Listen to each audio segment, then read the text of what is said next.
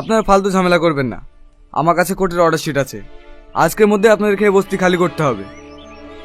আমরা এই বস্তি কিছুতেই ছাড়বো না, তাতে আমাদের প্রাণ যাই যাবে, তবু আমরা বস্তি ছাড়বো না। কি বললি? বস্তি খালি করবি না? না, আমরা বস্তি ছাড়বো না। দাদু, তোমার লাগেনি তো?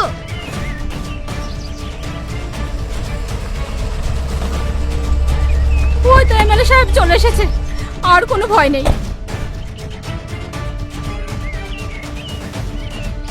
আপনি আমাদের মাথার ছাদ বাঁচান এমএলএ সাহেব।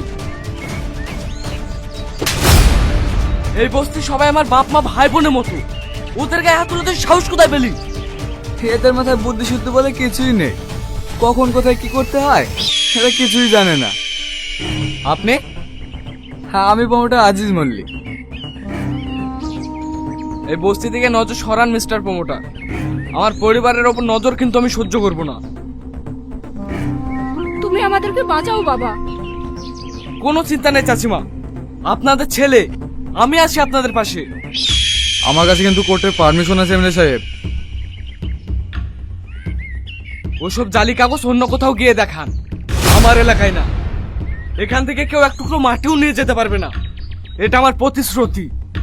রোহন চৌধুরী জিন্দাবাদ। জিন্দাবাদ জিন্দাবাদ রোহন চৌধুরী জিন্দাবাদ। জিন্দাবাদ জিন্দাবাদ রোহন চৌধুরী জিন্দাবাদ। জিন্দাবাদ জিন্দাবাদ রোহন চৌধুরী জিন্দাবাদ। জিন্দাবাদ জিন্দাবাদ রোহন চৌধুরী জিন্দাবাদ। জিন্দাবাদ জিন্দাবাদ রোহন চৌধুরী জিন্দাবাদ। জিন্দাবাদ জিন্দাবাদ জিন্দাবাদ রোহন চৌধুরী জিন্দাবাদ।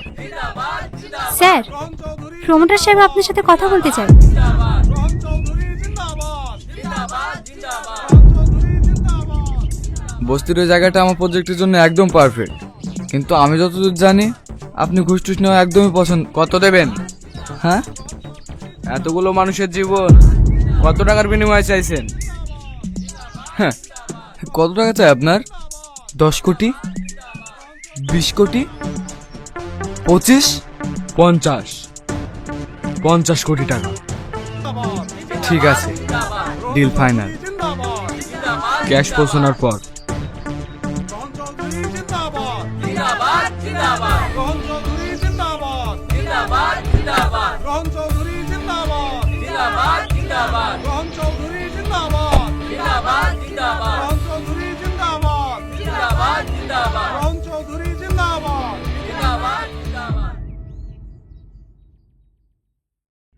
বাপ্পা মিজান, প্রচার কেমন চলছে ভোটের? আপনার আশীর্বাদে খুব ভালোই চলছে দিদি। প্রচারে জান লাগিয়ে দাও, ওই এলাকার প্রত্যেকটা ভোট আমার চাই। কোনো চিন্তা করবেন না, শুধু আপনার হাতটা আমার মাথায় রাখবেন। তোমাদের মাথায় আমার হাত আছে, কিন্তু তোমরা যেই দল ছেড়ে এসেছো সেই দলের নেতা কিন্তু রোহন চৌধুরী, এটা ভুলে যেও না। ও নিয়ে চিন্তা নেই দিদি, আমরা আপনার নুন খেয়েছি, আপনার সাথে আছি, ভবিষ্যতেও থাকবো।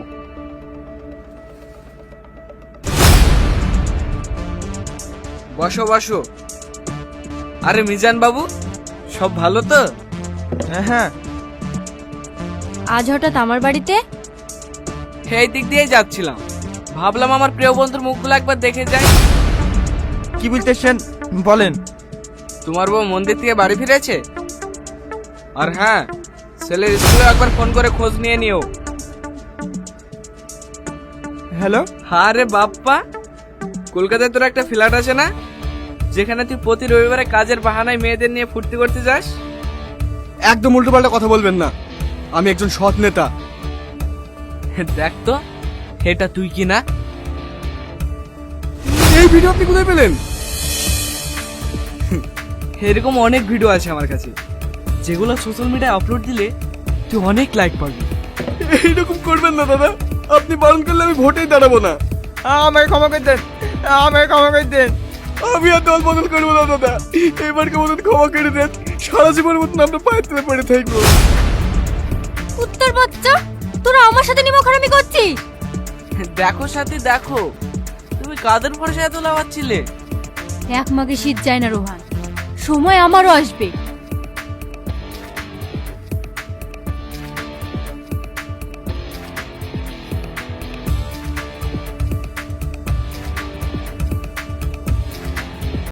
হ্যালো বন্ধুরা, আবার একটা নতুন ভিডিও নিয়ে চলে এসেছি। তো দেখতেই তো পাচ্ছেন বস্তিদের ওপরে কত জুলুম হয়। বস্তিদেরকে থাকতে দিচ্ছে না, মারছে। তারা নিয়ে তার সঙ্গে সঙ্গেই এমএলএ সাহেব চলে এসছে। নিয়ে তারা ভাবলো কি আমাদের আর কোনো ভয় নাই, এমএলএ সাহেব চলে এসছে। দিয়ে তার এমএলএ সাহেব বলল, কে তোরা, কি করবি এখানে? নিয়ে বলল, আমাদের কাছে কোর্টের পেপার আছে, তুমি যাই করে নেবা করে নাও। দিয়ে এমএলএ সাহেব বলছে, সেই নকলি কাগজ দেখিয়ে আমাকে কিছু করতে পারবি না। দিয়ে সে চুপ হয়ে গেল। দিয়ে চুপ হওয়া যাওয়ার পর সে বলল, এই বস্তির জায়গা কেউ নিতে পারবে না। নিয়ে গ্রামবাসীরা অনেক খুশি। দিয়ে সেই ছেলেটি অনেক রেগে গেছে। এমএলএ সাহেব বলছে, পালা এখান থেকে, দাদা অনেক মার খাবি। দিয়ে সবাই গ্রামের লোকরা বলছে, এমএলএ সাহেব জিন্দাবাদ। দিয়ে এমএলএ সাহেবকে গাড়িতে উঠাচ্ছেন। দিয়ে উঠাবার পর তার সঙ্গে মিটিং করবে বলছেন ওই ছেলেটি। দিয়ে তার সঙ্গে সঙ্গেই সে চলে এলো। দিয়ে এমএলএ সাহেব বলছে, কত দিবি? নিয়ে সেই ছেলেটি অনেক খুশি হলো, কারণ সেই এমএলএটি ঘুষখোর আছে। দিয়ে বলছে, এমএলএ সাহেব বলছে,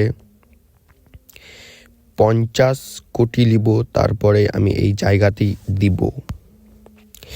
দিয়ে সেই ছেলেটি বলছে, ওকে ডান। দিয়ে সে নেমে গেল। তারপরে আর একটা এমএলএ ম্যাডাম আছে, তার বিরোধী। নিয়ে দুজনকে সে তার দিক করে নিয়েছে, কিন্তু সে দুজন কিন্তু রোহনের দিক ছিল। নিয়ে রোহন তার সঙ্গে সঙ্গেই সেখানে প্রস্তুত হয়ে গেল। দিয়ে তাদেরকে বলল, কেমন আছিস তোরা, সবাই ভালো আছিস? নিয়ে বলল, হ্যাঁ ভালো আছি। দিয়ে এই সবাইকে ধমকি দিতে লাগলো আস্তে আস্তে। দিয়ে ধমকাবার পর সবাই তার পা ধরে ক্ষমা চাইতে লাগলো। নিয়ে তার এমএলএ ম্যাডাম রেগে গেলছে। নিয়ে বলছে, ছি, তুই আমার দিক না কার দিক? নিয়ে এমএলএ সাহেব বলছে, দেখছো কাদেরকে তুমি নিয়েছো তোমার দল হয়ে। দিয়ে তারপরে সে বাড়ি ফিরছিল। বাড়ি ফিরতে ফিরতে তার ভাই তাকে কল করেছিল। দিয়ে তার ভাই ডাক্তার লাইন নিয়ে পড়ে, সে আসছে। নিয়ে তার বউ কল করেছে। নিয়ে তার বউয়ের কল ধরলো। দিয়ে বলছে, কোথায়? দিয়ে ভালোভাবে কথা বলছে তার সঙ্গে।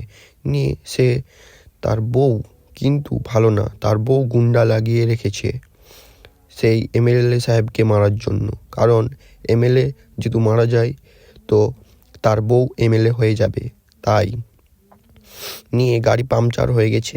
দিয়ে এক জায়গায় তারা দাঁড়ালো। দিয়ে সেই সঙ্গে সঙ্গেই গুন্ডারা চলে এসছে সেখানে। দিয়ে তাদের দুজনকেই মারল, কিন্তু একজন বেঁচে গেল। সেই তার অ্যাসিস্ট্যান্ট বেঁচে গেছে, কিন্তু রোহন বাঁচেনি। তার বউ কত অভিনয় করছে দেখতেই তো পারছেন। নিয়ে সেই গুন্ডারা ভাবছে সে মারা গেছে, তারা পার্টি করছে। দিয়ে তার সঙ্গে সঙ্গেই সেই ম্যাডাম চলে এসছে, তাদের ম্যাডাম, সেই তার ওয়াইফ, এমএলএর ওয়াইফ। দিয়ে সে বলছে, কে মেরেছিস ওকে? নিয়ে একজন বলল, আমি মেরেছি।